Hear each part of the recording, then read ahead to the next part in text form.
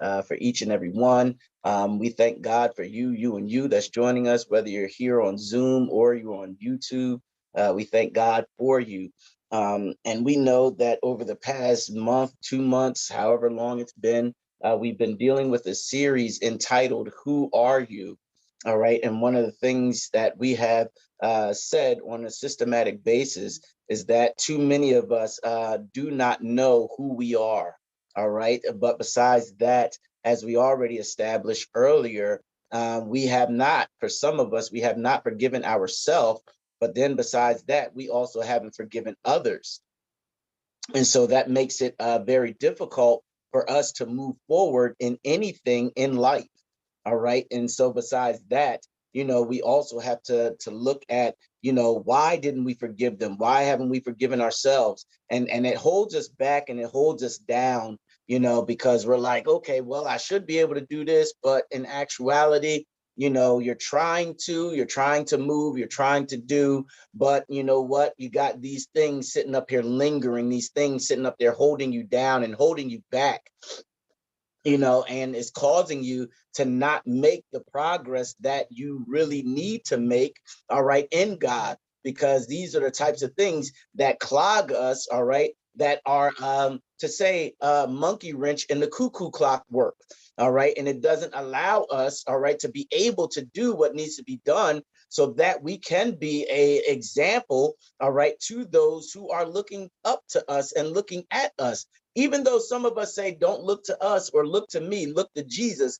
But to be honest with us, like I've said it before, for some, we are the closest thing, all right, physical that we can touch, all right, that is an example or a representation of Jesus here on the earth. So that's why some people, regardless of, we tell them, listen, I'm only human, I'm flesh and blood, I'll make mistakes. But you know what? Some people are looking up to us and some people are looking at us. And so in doing all of that, we have to be an example. There's certain things in our life that has to be settled. There's certain things in our life that has to be just put to the side. And we have to sit up there and say, you know what? For God I live, for God I die.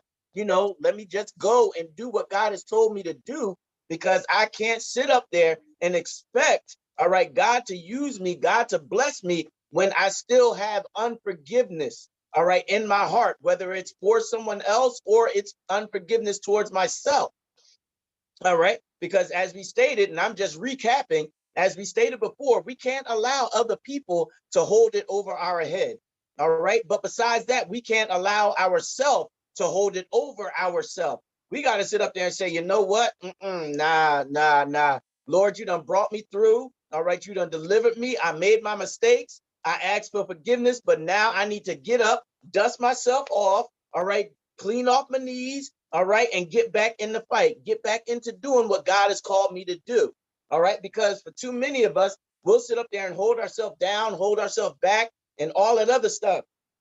And then besides that, as we stated on last week, what may end up happening is we end up becoming a dumpster for other people. All right, we'll end up allowing other people to dump their problems, their situations, their proclivities, all right, on us, or dump them into us. And we end up holding on to their trash and holding on to our own trash. And so then next thing you know, we're sitting there like, oh, why am I holding on to this? Or why am I feeling like, it's because you allowed somebody else, we have allowed somebody else to dump their stuff onto us and dump their stuff into us. And instead of saying, nah, there's no littering, no loitering around here. Any trash that you drop, make sure you pick up. All right. Because I told y'all before, and I'll say it again, a clean chef is a good chef. All right. A clean chef is a good chef. That means that no matter where that chef or that cook goes, they should be cleaning as well as cooking at the same time. I would be a little leery about eating from somewhere or any restaurant where the chef is dirty, all right? And the kitchen is dirty. That's why I cannot cook with somebody that makes a mess and just leaves it. That annoys me when it comes to a kitchen. It annoys me. It's just the way that I was brought up in culinary school. We had a spoon in one hand, we had a rag in the other hand. And then even when I worked out in the business, They was like, if you got time to lean, you got time to clean. Same exact thing. I can't have you sitting up there dumping or dropping this or dropping that there, and you just leave it. Nah, you can't do that. Nah, clean up after yourself. I'm sorry. That was just my little pet peeve. Clean up after yourself. You drop some noodles, you drop some sauce, you splashed here, you splash. Clean up after yourself.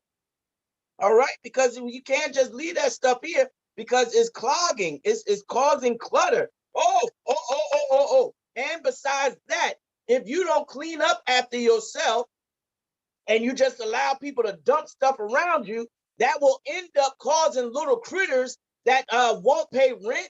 They don't give mortgage, anything else. They just come and eat whatever was dropped. All right, and then they scatter all over the place. They don't get no tithes. They don't get no offering. It's because we dropped this stuff here and we didn't bother to pick it up. Made a mess on the stove or made a mess in the living room, made a mess in the, nah, baby, clean that stuff up. Clean that stuff up. And you wonder why sometimes in our life, all right, we have the situation that we have is because people come and drop stuff, all right, in our life or drop stuff around us. And we never tell them, listen, you can't drop that over here. You got to go pick that up, take it back, go throw it in the dumpster, go throw it in the trash. You got to get rid of that. Wherever you brought it from, go take it back. But instead of telling them that, we just allow them to continue to pile on, and just leave their little bit of stuff here. And then when the little critters come around, whether you talk about ants, you talk about roaches, you talk about rats, you talk about mice, then they want to say, gotta go get the exterminator. Gotta go get the exterminator. Gotta go get the roach spray. Gotta go. Nah, baby, if you would have cleaned up, you wouldn't have to be concerned about it. You would have took out the trash, you wouldn't be concerned about it. But we got to realize we can't be somebody's trash. We can't be somebody's dumpster. We got to sit up there and say, I know you dump stuff here and I know you dump stuff there, but you got to take that stuff with you. You got to take that stuff with you. I can't, you can't, no loitering here. There's a fine for dropping stuff here. There is a fine. You're going to get a fine. You're going to get fined for dropping stuff here. So with all of that being stated, thank God for those who are on. For all that being stated, we got to realize that's what other people have dropped. But what have you dropped in your immediate area? And you have not cleaned up. You have not taken it to the dumpster. You have not taken it and put it in the trash. What have you dropped and not cleaned up around yourself? All right, because lay aside the weight and the sin that so easily besets us. So you got to lay that stuff aside. You got to put that stuff to the side. You be like, I got to clean that up. I can't just leave it sitting there. No, I got to clean that up. I got to get rid of it. And besides that, as we are talking about on tonight, it's not only what others have said about you, but let me put it this way. What do we say about ourselves? Let's ask that question. What do we say, all right, about ourselves? Or as it's entitled, what do you say about yourself? That's what we're looking at, and that's what we're closing with on tonight. What do you say about yourself? All right, because for some of us, let me put it one way. For some of us, we have one way that we look at ourselves, and then for some of us, we have another way that we look at ourselves. But the real question is, which one is the real you? Which one is the real you? Now, I know some people don't have their cameras on, all right? But I know you can come up off of mute, all right? And we got some questions that I'm going to need for some of us to come up off of mute and to deal with on tonight, all right? Because one of the questions, well, let me back up. The Bible verse where we're coming from is the one that we've been dealing with all week long, all month long, this whole series, which is entitled or comes from Psalms 139, verse 14. And it says this: I will praise thee, for I am fearfully and wonderfully made. Marvelous are thy works, and that my soul knoweth right well. All right. And as we stated, we can't say I am fearfully and wonderfully made if we have underlying issues, all right, with ourselves, all right, that we have created. All right. We can't, no. We can say, we got to say, Lord, I'm yours. I'm yours. So you created me. All right. You formed me. So despite my flaws, despite my downfalls, despite my inabilities, all of that stuff, you made me. You declared me and you said, I'm fearfully and wonderfully made. That's what I'm saying about myself. But for some of us, we don't say that. But that's what God says about us. So with that, I'm going to need some of y'all to come up off of mute. All right. Because we got a couple questions that we're going to ask, and we're going to start off with on tonight. All right. And the first question is this: why is verbal and emotional abuse so dangerous? All right. I know it seems like a simple question, but it's a fully loaded question. Why is verbal and emotional abuse so dangerous? Now, I need for some people to come up off of mute, and let's dig at and answer this question on tonight. Why is verbal and emotional abuse so dangerous? Someone come on off. Hey, Bishop, excuse me for being off camera. But there's the old saying that sticks and stones may break my bones, but words will never hurt me. And that's a lie from the pit of hell, because things that you hear can't be unheard. Things you say can't be unsaid.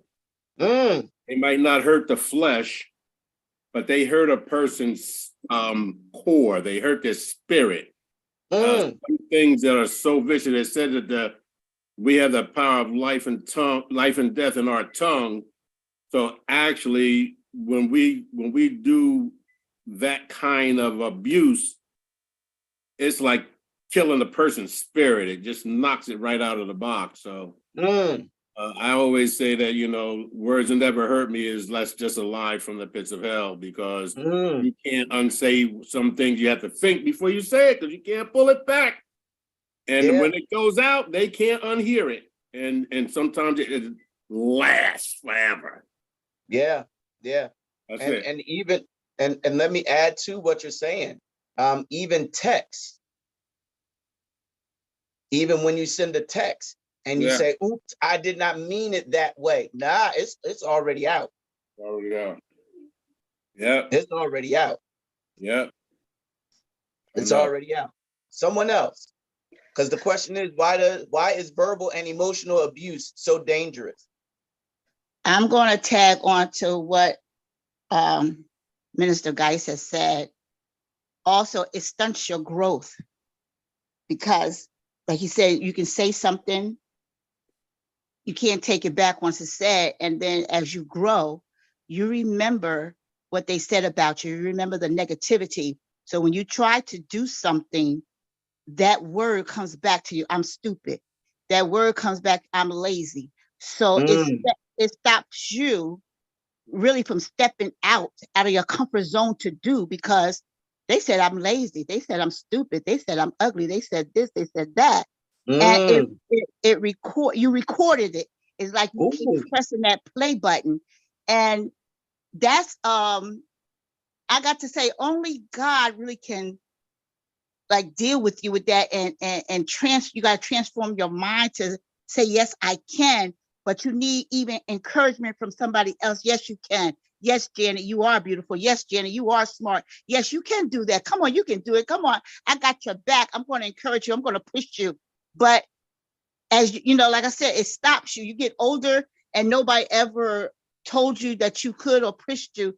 That thing goes back. Oh, I remember so-and-so said this, and so I believe it stops you from growing, or it stops you like, here you are 60 when you should be doing great.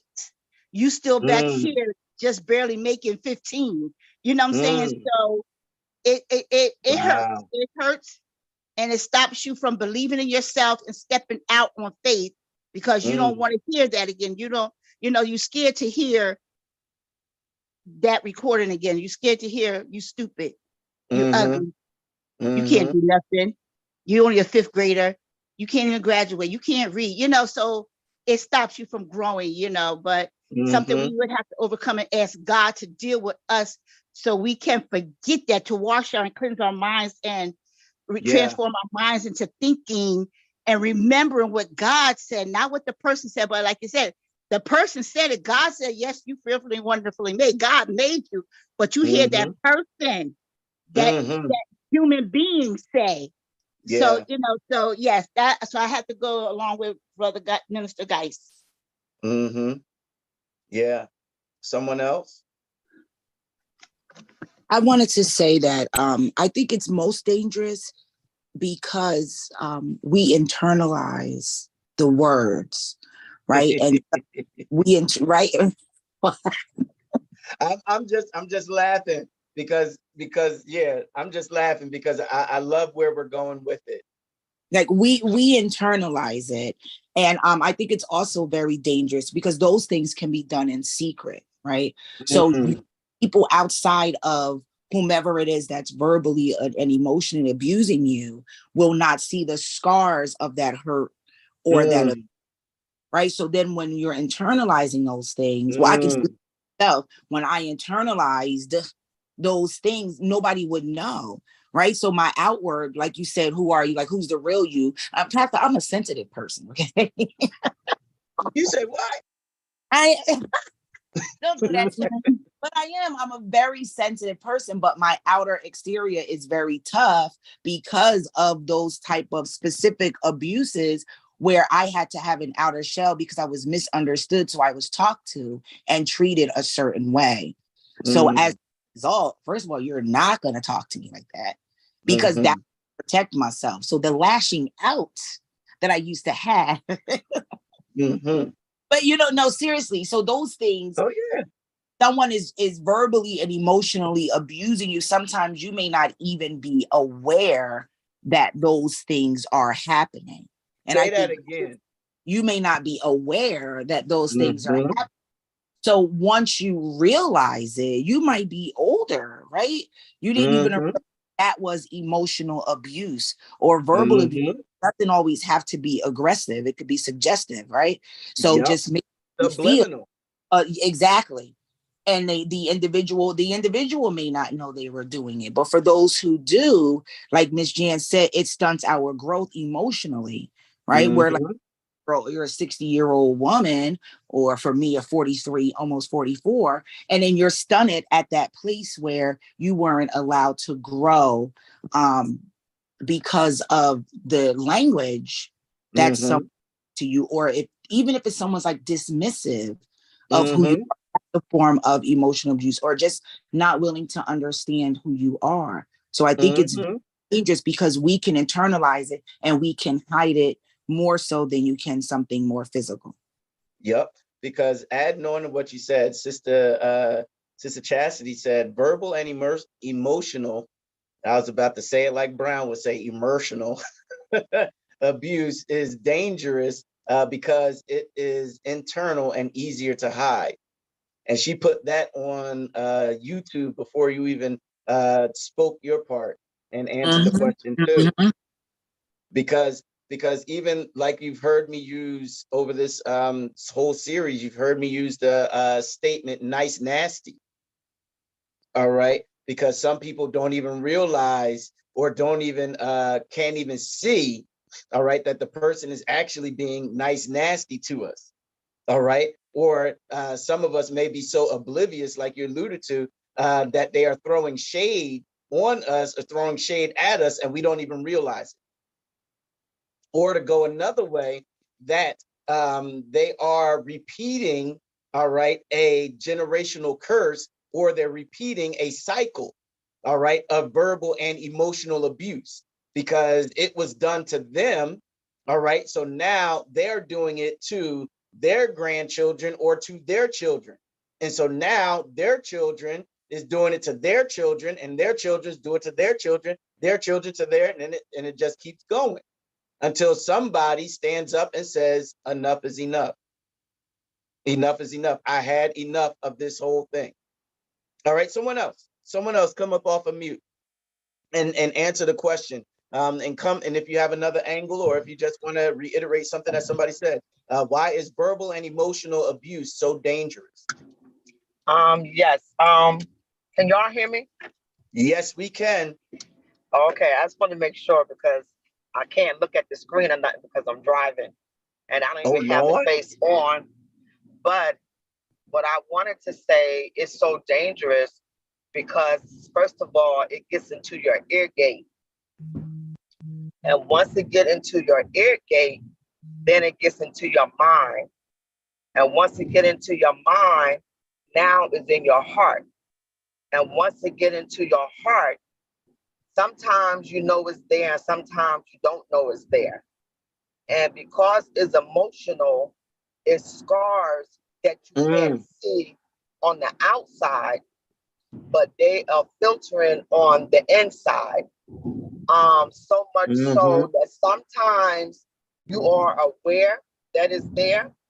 And like I heard someone say, sometimes you're not aware that it's there. Like growing up, my stepfather used to tell me that I was an S, and y'all know what that word is, that I would never be S.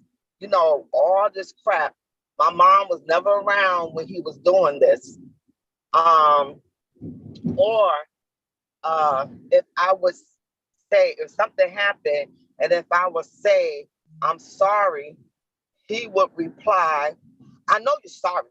Yes, that's why you do, because you're sorry. Wow. So it had got to the point where I wouldn't even say I was sorry to anybody. I didn't know why, because to say I'm sorry, it brings back what was said to me. I was not aware of the damage that those two statements was making until I went back to college.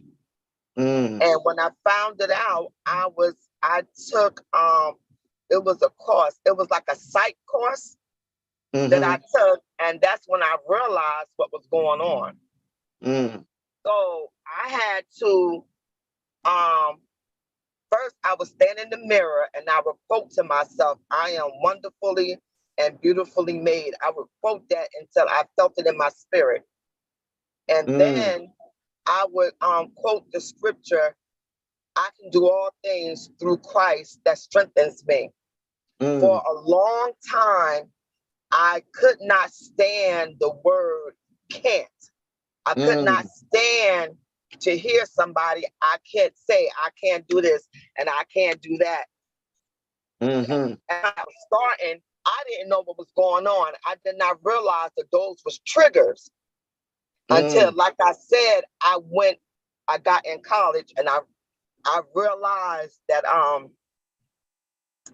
gotta put over because I'm starting to get emotional. It's all right. Whew. It's all right. Okay, I'm pulled over. That's when I realized You okay, mommy? that the damage that was done to me. I had no idea with growing up why different things would affect me, or why certain things I would never say to my children, because I never wanted nobody to feel the way I was feeling. Yes, yeah. Right now, to this day, it does something to me to hear a parent go off on their child like that, because I know what it did to me. I was never a cursor, you know, growing up, but I had other problems. I would fight. I never started them, but I would finish them, you know. But if I be somewhere and I hear a child cussing out their parent, or a parent cursing out their child, my fist automatically balls up and I have to get out of Dodge, because I would be ready to strike somebody, because that that still, and even talking now, I realize that still weighs on me. I thought I had got rid of it. but I'm finding out it's still there. It's okay, Bebop. It's okay. Yep. Proud of you, mommy. It's okay. Yep. So sometimes, oh my God, I try not to even get angry, because if I get angry, I'm pretty much in control as long as a tear don't fall. My eyes can get watery, but when that tear falls, my hands that's automatically balls up, and I'm striking whoever is there. So I know myself, so I would try to get out of Dodge. And something happened one time, and I was like, I gotta go. You know what? I'm done or whatever. And my son Lionel said, listen, just let my mom go. Because my kids pretty much know me, and they pretty much know my breaking point. But I'm just now realizing it's all right. Cleansing, amen. Yep. I'm just now realizing that it's still there. It's okay. Come on, let it's it out. Still there. And I remember my stepfather did a lot of damaging things to me. And when he was dying, he came to me and he was asking for forgiveness, but he was never about anything specific. And I was always taught, you know, you have to forgive because your Heavenly Father forgave you. And if you don't forgive, you know, the Bible said that we are a liar. So, and I went in prayer on his behalf, knowing all this stuff that he had done to me. And I heard a voice just as clear as I'm talking now say that I had to be avenged for some of the things that happened to me. So I understood a lot of stuff he went through was because of some of the stuff he did to me. Wow. And the Lord allowed me to see it before he passed, but he had to come back. But I'm like, it's amazing how people know the things that they've done to you, and instead of being specific, they would just try to group everything all together. They try to generalize. So I'm like, and when you asked this question, I was like, you know, it's hard to drive and try to get yourself off mute. So I was like, I'm not gonna cause no accident trying to get off mute. I said, I'll just wait my turn. So, you know, I'm on the side of the road because I couldn't continue to drive. Yes. But I'm so glad that you asked that question, because now I know I still got to pray because this stuff is still there. Which, like I said, I thought it was gone. And I realized a lot of us think that we're healed from something until it comes up. Yes. Amen. And once it comes up, and you know, you don't react or you don't get no emotion to it, that's when you truly know that you are delivered. Exactly. So now I see that I am not totally delivered. But like I said, I thank you again for that question. Oh, it's no problem. That's and see, this is the whole point of it, is we can't expect to move forward in the things of God, and we will move forward in some things, but there are some things that we have to get to the root cause of it. And in talking about it, you know, we take the power from it. It has no control over us any longer, because we're like, I'm free of it. I'm free. Listen, I done said my piece. I done, you know, did it. Now the Lord can take and he can cleanse me and he can work on me, because now I see. Now I see that I still have this issue. Now I see that I still have this problem, because for so many of us, we will continue to ask the question, you know, who are you? But some of us don't know who we are, because we never really took the time out to look at and to realize. or even think about, where did we come from? Why did we, like we asked the other question, you know, is it the situation? Is it the person? Or is it a combination of who created us the way that we are? And one of the things that we stated on last week was it's a combination of a whole bunch of things. And so if it's a combination of a whole bunch of things, whether it's good, bad, or ugly, listen, if it's good, then hey, no problem. But if it's bad, we got to deal with the bad. If it's ugly, then sure enough, we got to deal with the ugly. And the ugly is the stuff that's going to keep us bound and keep us held back.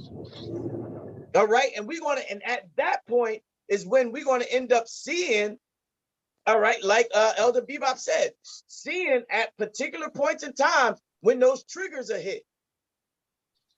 Because I was sitting up there watching today, Questlove, he's a drummer for The Roots. He did an interview on The View today. And he always, and I found it interesting because it goes right along with the question, he always doubted himself. Even to this day, doubted himself musically, you know, other stuff, other avenues that was coming at him, doubted himself. He didn't believe in himself at all. But he said he had a moment during COVID, during the lockdown, where he was like, you know what? I'm not going to sit up there and keep doubting myself any longer. Because I think he was saying that he was, like they say, told and said certain things to him when he was younger. And so in that, in saying those things to him when he was younger, ended up stunting his growth, all right, and his belief in himself, as we already established, when he got older. And even as successful as he has been over the past, who knows how many years, he still was doubting himself and still would not do certain things, even though he is well accomplished. That's the danger. That's the danger of verbal abuse and emotional abuse. Because it can be done repeatedly, systematically, and it will keep that person down if they don't get free, if they don't cover the encourage themselves, it will keep them bound forever. Let me read. Brother Andre put online, he said, verbal abuse and emotional abuse are dangerous because they both can lead to depression, low self-esteem, isolation, guilt, and for us men, emasculation. All right. Now, Sister Chastity put, the verbal and emotional abuser is empowered because they rely on embarrassment of the abused to stay silent. The abused are paralyzed because they try to make sense of how did I get here? And then besides that, the other part that I want to add to what Sister Chastity said is going back to and adding to what Sister Shauna said, is sometimes with the verbal abuse and emotional abuse, it takes away your voice because you don't know how to speak. You don't know how to verbalize because you were always told to shut up. You were told that you're stupid. You were told you don't know what you're talking about. Now, moving on. Sister K ended up putting verbal and emotional abuse are deeply embedded in us. They can become triggers even if you have overcome the hurt and have forgiven the person or persons that have done so. Like that one, long-term effects, long-term effects. And then she also went on to say that also these types of abuse or this type of abuse can affect the way you view yourself and others, impaired relationships. It can impact your current relationship. That's why the question went along with what the title of the lesson is. Why is verbal and emotional abuse so dangerous? Because it affects how we look at ourselves. Does anyone else have anything that they want to add to it? Because I'm not even sure if I'll get to the to my point. All right. Now, I'll go to the next question. It's not as heavy, but it's heavy to a certain degree. Is every Christian connection right and good connection? Is every Christian connection right and good connection? Is it a right and good connection? Why or why not? Hey, Bishop, I want to answer this question. Okay. So I would say that every Christian connection is not always a good one, and I say it for two reasons. Sometimes people can have well intentions, but the perception may not always be perception of how someone can take it may not always go well, or it may not be that the timing of them coming. So if somebody comes up to you and they're talking certain ways, it may be a trigger, like somebody that may not know Christ.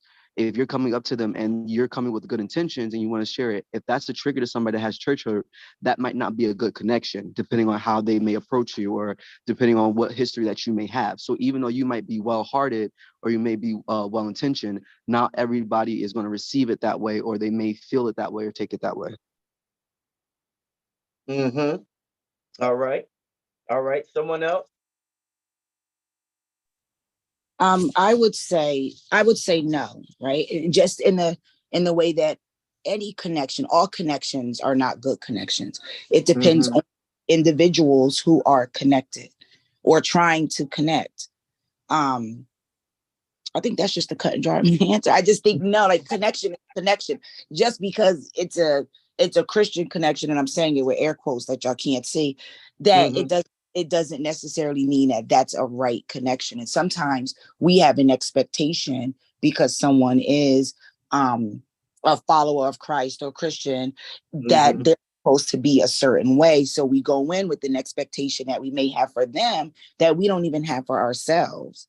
So it depends on I just think everything depends on the individuals involved. But my answer to that is no.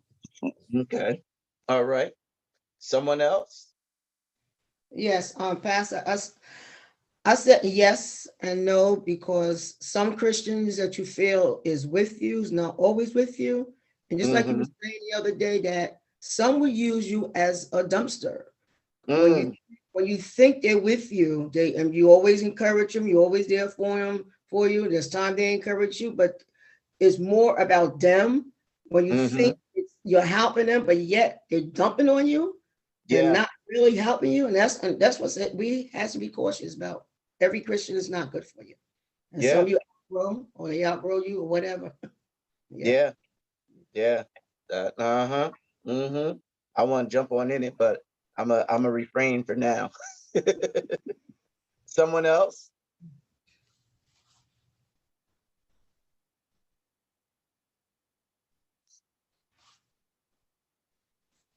All right.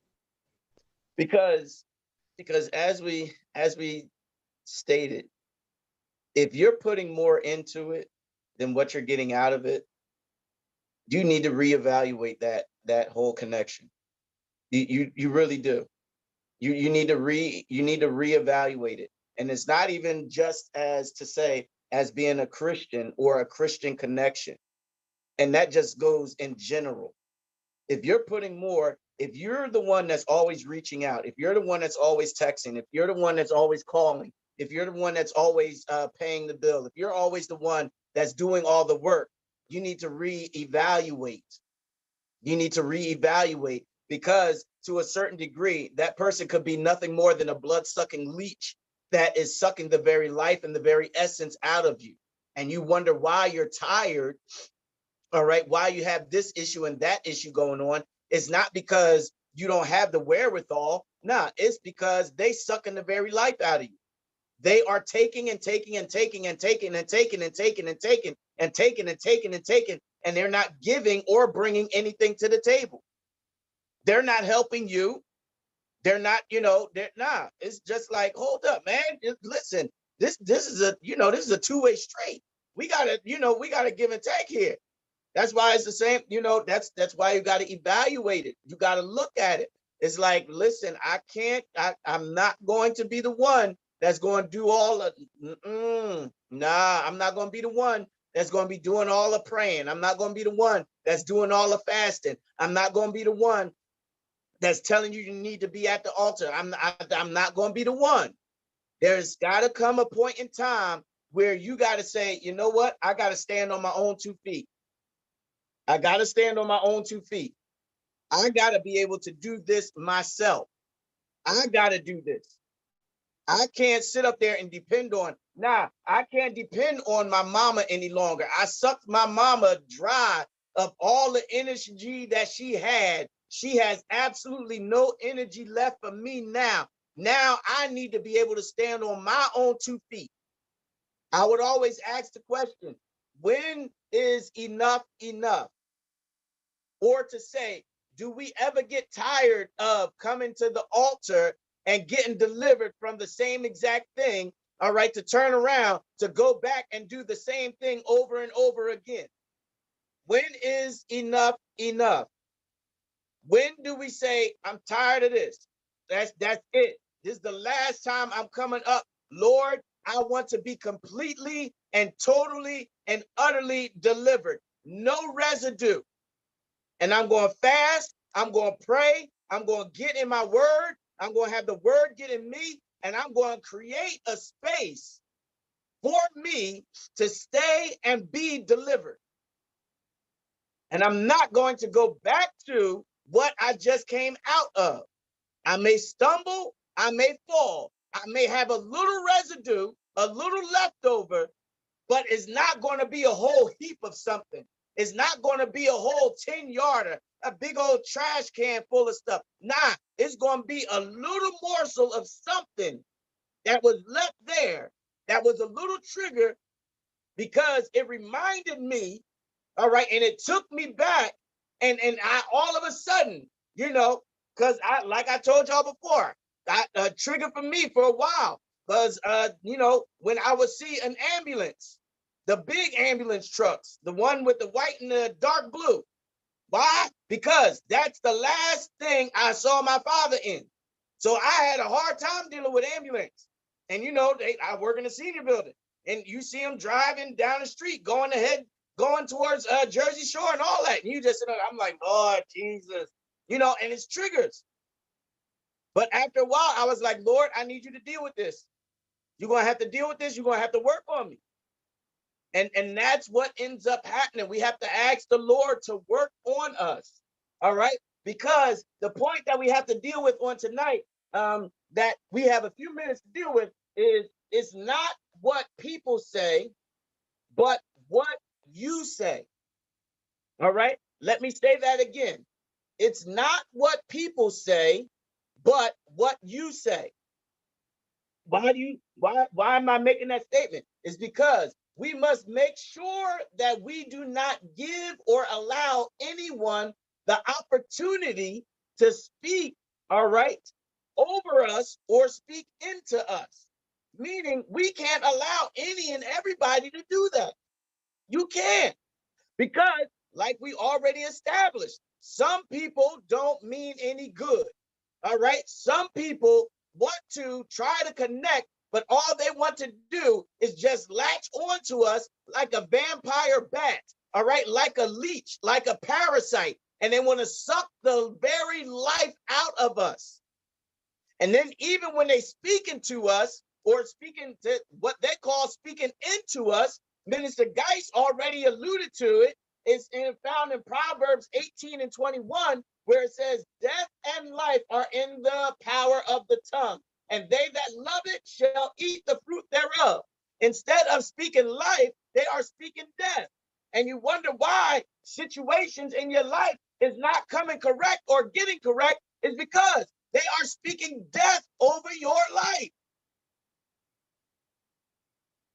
And besides that, we also have to look at it. Do you really think people that we say, or let me put it this way, let me back up, change it. Be cautious of who you say is your covering. All right? Because I know in this world, in Christian, the community, we have some people, that belong to, let me put it, Holy Cathedral of Deliverance and Breakthrough and Refuge, and their pastor is Bishop Scratch and Sniff. All right, but they say that Elder Bebop is their covering. I'm just making it up. Okay, I'm just making it up. Now, the thing that makes that crazy is you are a member of Bishop Scratch and Sniff's church, and he's supposed to be your covering, but you say this other person is your covering. That don't make no sense. That don't make no sense. If you are a member of Bishop Scratch and Sniff's church, then Bishop Scratch and Sniff should be your covering. You should not have Elder Bebop be your covering. It's out of order. It's out of order. And that, and even to make it more simple and make it more plain, if Bishop Scratch and Sniff is not your covering and Elder Bebop is, then you know what? You need to go from being a member at Bishop Scratch and Sniff's to go ahead and be a member at Elder Bebop's. Because that means you don't trust, you don't have any faith, you don't have any, wherewithal or any of that with Bishop Scratch and Sniff.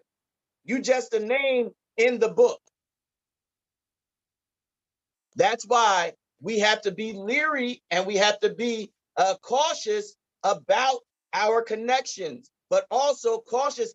Oh, thank you, Jesus. Also cautious about who speaks over us. I've said it before and I say it again. You do have a lot of, and I'm just going to be me. You have some fake, phony, fraudulent Facebook prophets that what they do is they scour or they look through Facebook Lives, they look on YouTube, and they find out the church that they're going to go to, and they see what's been prophesied there already, and they doing their homework. And they see that certain people are members, so that when they go there, or if they have the opportunity, they can go ahead and say, prophesy to that person, when in actuality, all they're doing is just reading what some people have put out there on Facebook and what they put out there on Instagram and all that other stuff, what they have tweeted. And what they'll do is they'll grab your ear and they will have you eating from the wrong table. So also, on top of that, where we have to get to the place where there's sometimes where we have to shut everyone else out and we have to go to God for ourselves so that we can find out, what does God have for me? What is God saying to me? What has God declared to me?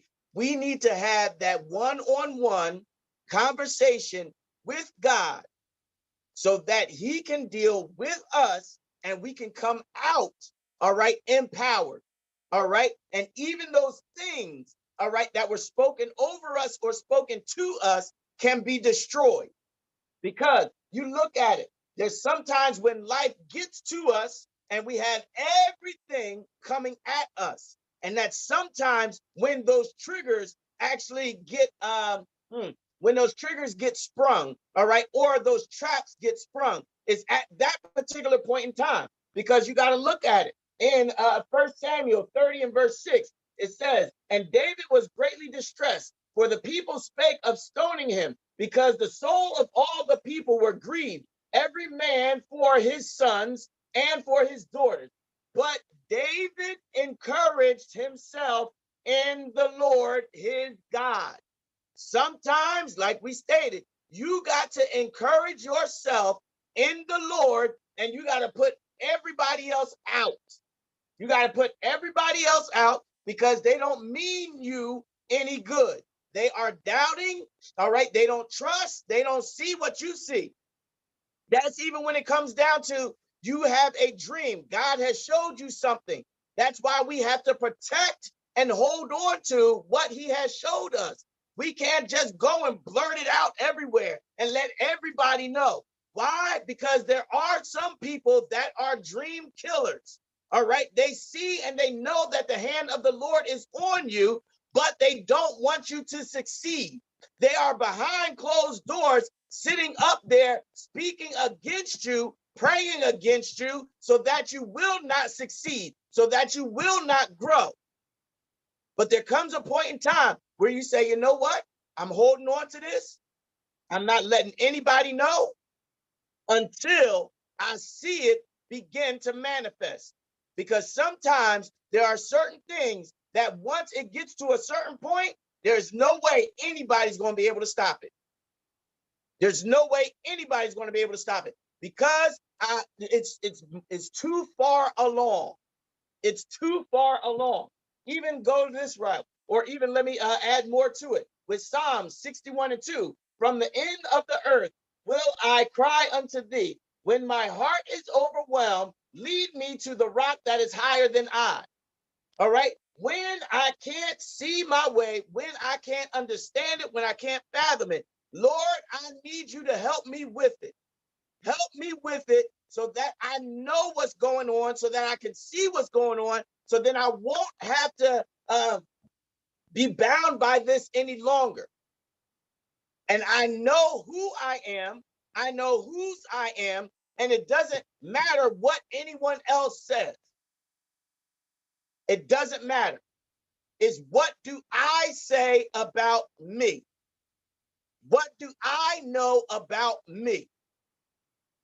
And everything else that anyone else says doesn't matter. And that's when we have full confidence in God.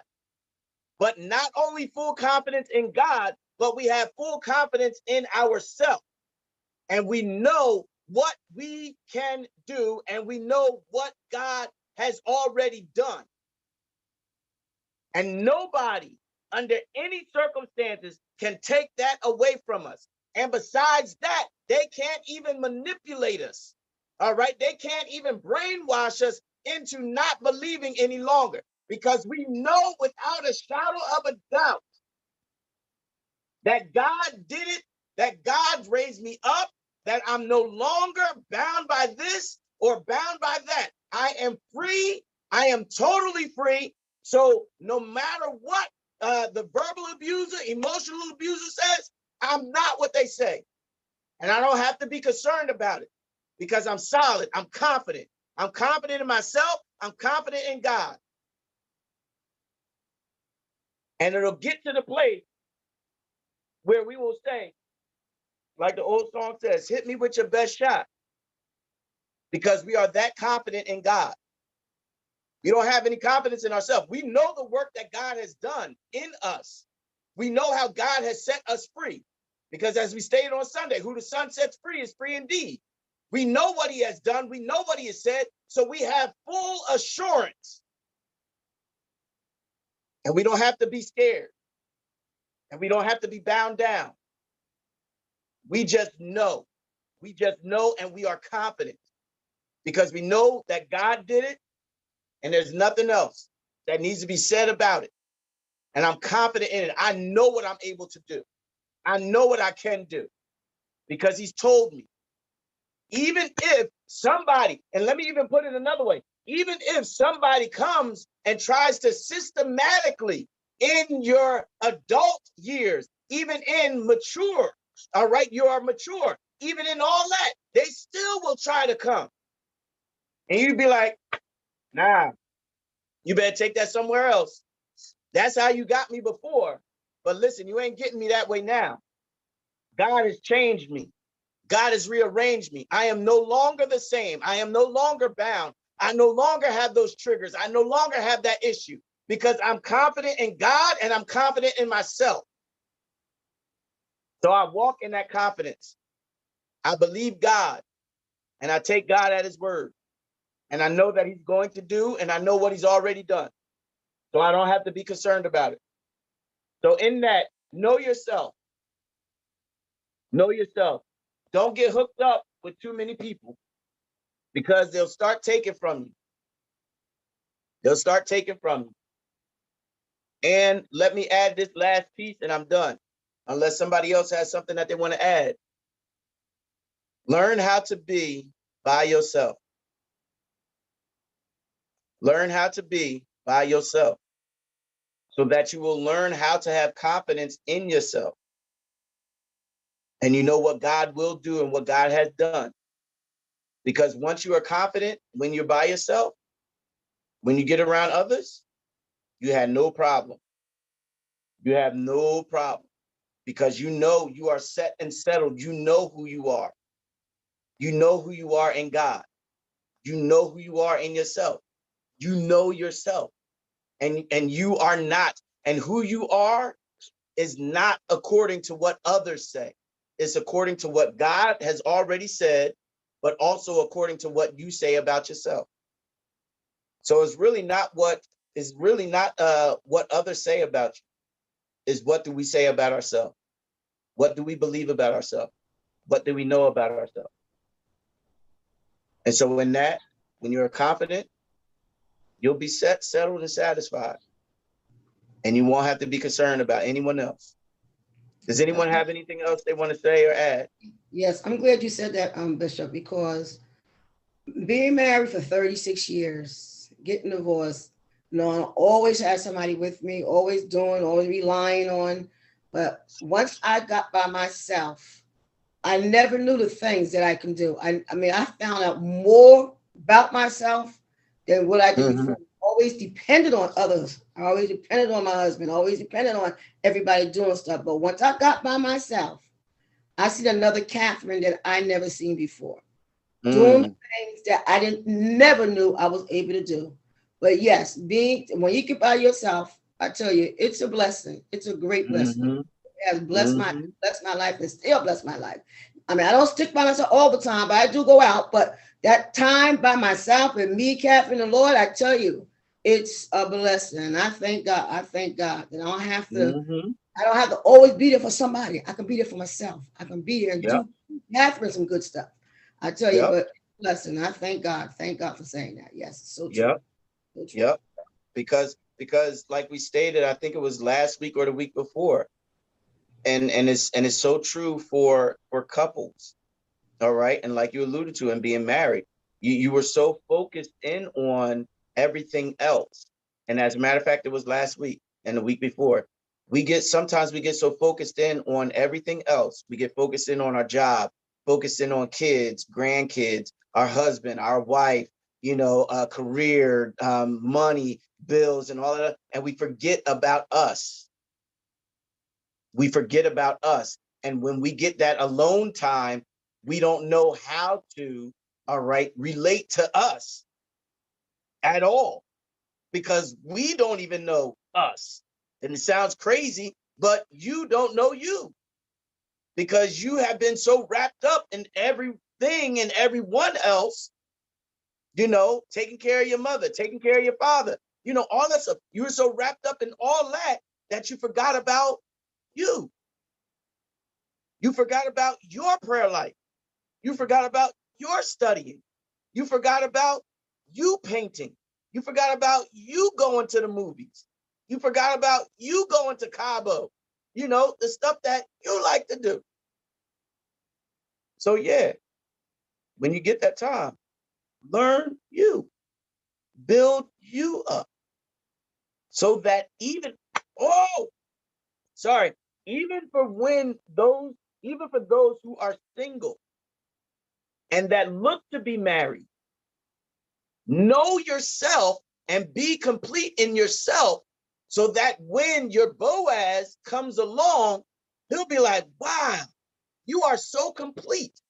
All I want to do is just help take care of you. And you don't have to change. There's nothing that needs to be changed about you. I love you the way that you are. You are awesome. You are fearfully and wonderfully made. Where did you come from? And you can just sit back and say, because I spent time by myself and I learned me.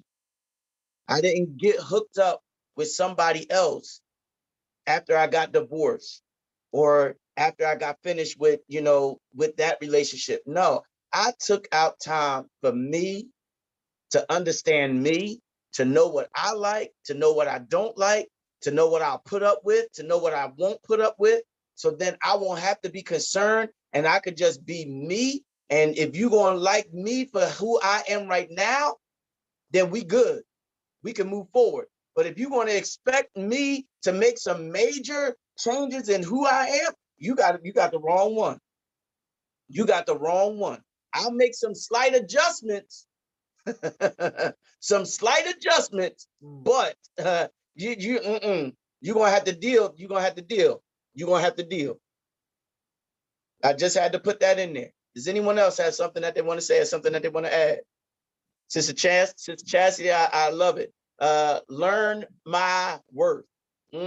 Sister Georgette, yeah. Know your worth. Know your value. Anyone else? All right. That's it.